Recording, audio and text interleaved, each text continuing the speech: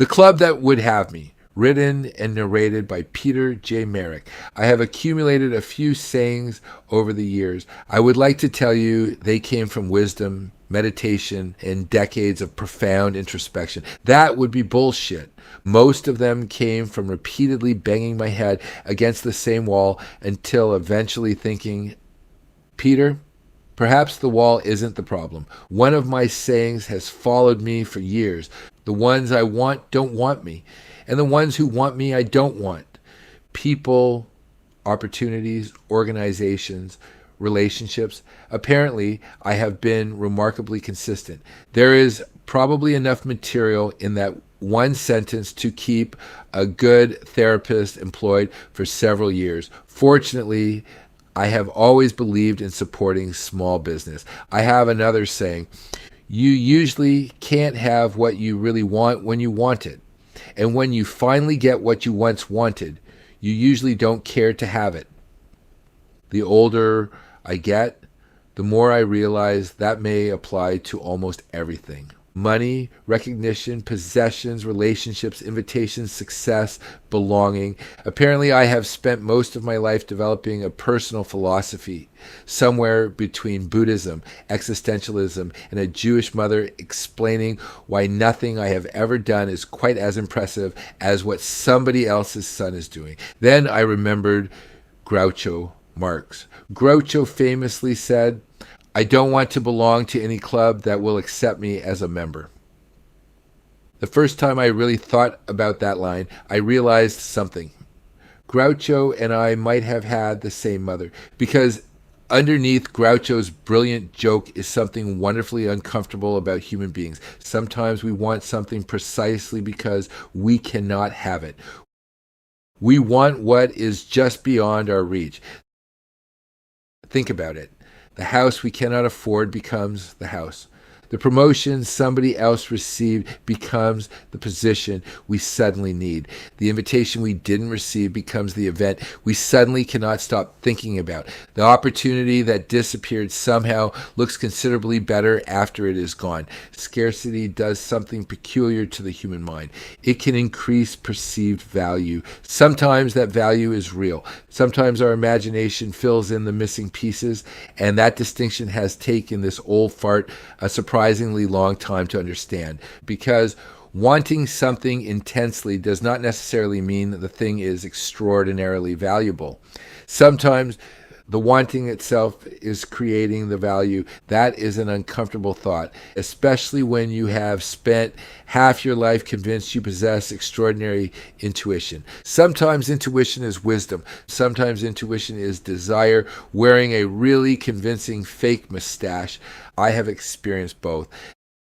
The unfinished story. There may be another set of gears turning underneath all of this. Psychologists have a name for something called the Zeigarnik effect. It is named after Bluma Zeigarnik, a psychologist who studied in Berlin in the 1920s under Kurt Lewin. And like many ideas I find fascinating, the story reportedly began with somebody noticing something ordinary. Lewin noticed something peculiar about waiters in a cafe.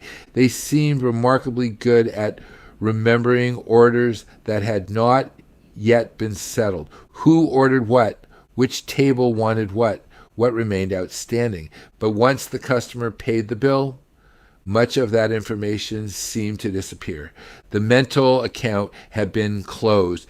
Zeigarnik took the idea into the laboratory. She gave people a series of tasks to perform. Some they were allowed to finish. Others were deliberately interrupted. Then she examined what they remembered. The unfinished or interrupted tasks tended to remain more accessible in memory than the completed ones. Something about not finishing appeared to keep the task mentally active.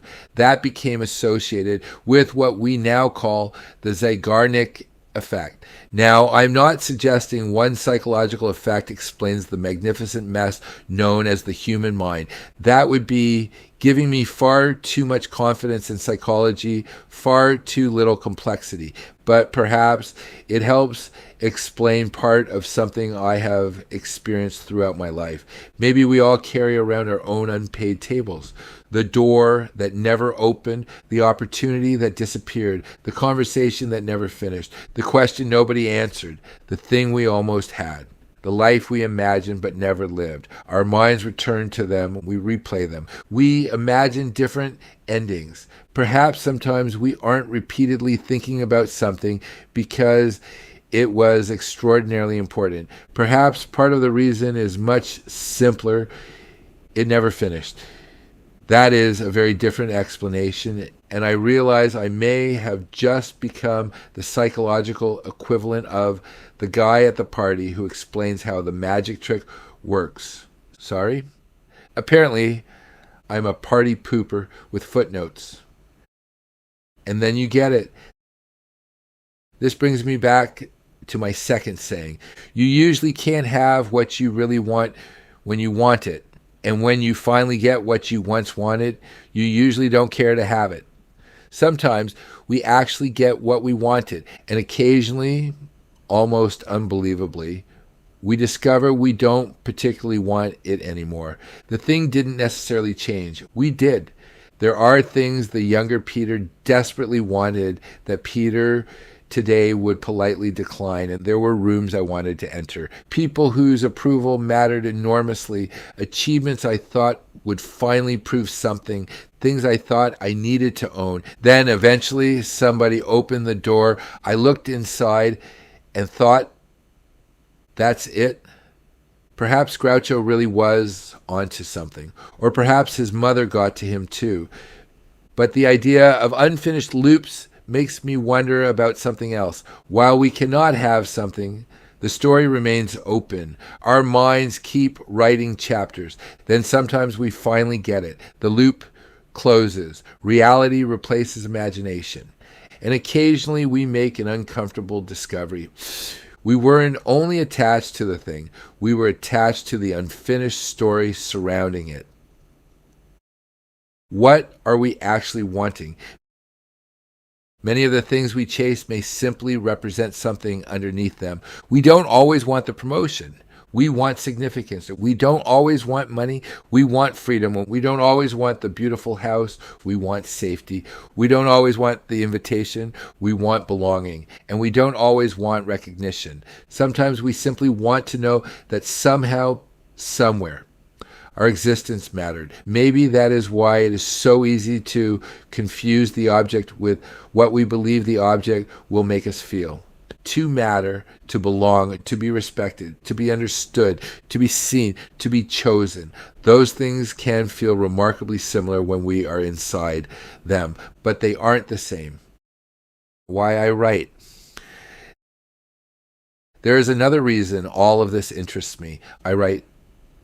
And I have slowly realized that much of my writing isn't really about explaining myself to other people. I write until I have written myself out of my own mental loops. Something happens that I cannot completely understand.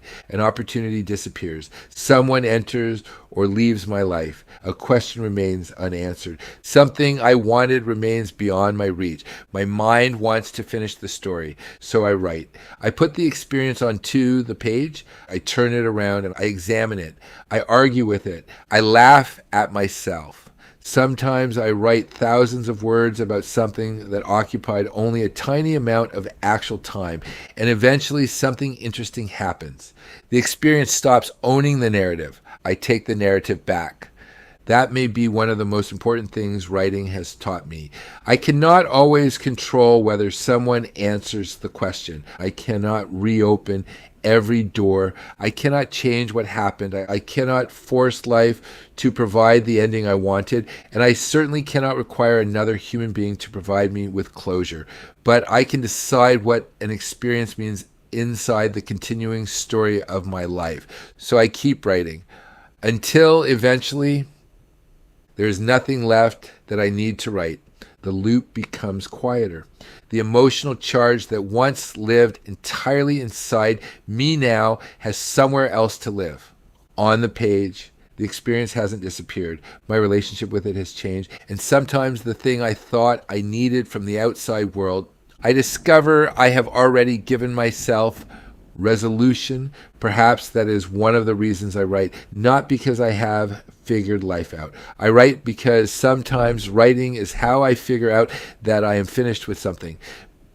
Apparently, my brain requires several thousand words to accomplish what a normal person might manage by simply saying, "Oh, well, I never claimed to be efficient."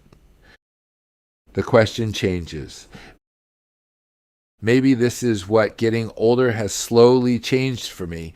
When we are young, we spend enormous energy trying to become desirable enough to be selected. Will they hire me? Will they invite me? Will they recognize me? Will they choose me? Maybe eventually the questions change. Not, do they want me? But, do I want this? Not, can I afford it? But, will owning it improve my life? Not, can I achieve it? But, is climbing that mountain still worth the climb? And not, will they let me into the club? But, why the hell am I standing outside this door? Those are very different questions. Enough. Perhaps that is what I have been slowly learning. There is enormous freedom in discovering that you don't need everything you once wanted. Some dreams deserve to be pursued. Some doors deserve to be kicked open. Some people deserve to be loved. Some risks deserve to be taken. But occasionally, wisdom is recognizing that the thing we desperately wanted belonged to an earlier version of ourselves, and that person no longer exists. Maybe maturity isn't finally getting everything we wanted. Maybe maturity is becoming increasingly careful about what deserves our wanting, because time is the one thing we cannot earn back, and eventually the most expensive thing we can give anything is another day of our attention. I don't know. The older I get, the less certain I become about almost everything. But I am increasingly suspicious of anything I desperately need in order to prove something about myself.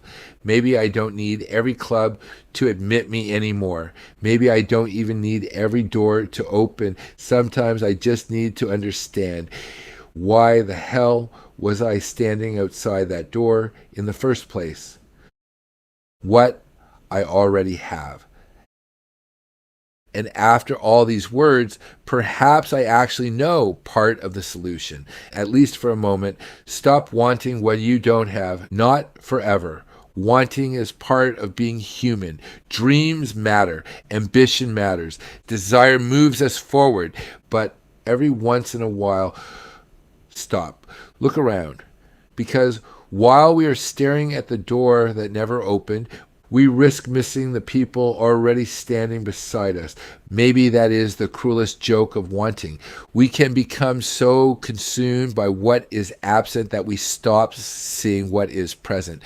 The life we have already built, the things we have achieved, the places we have been, the experiences that changed us, the mistakes that humbled us, the scars that somehow became wisdom, and most importantly, the people who shared part of the journey with us, and those who still want to. I don't want to miss that anymore.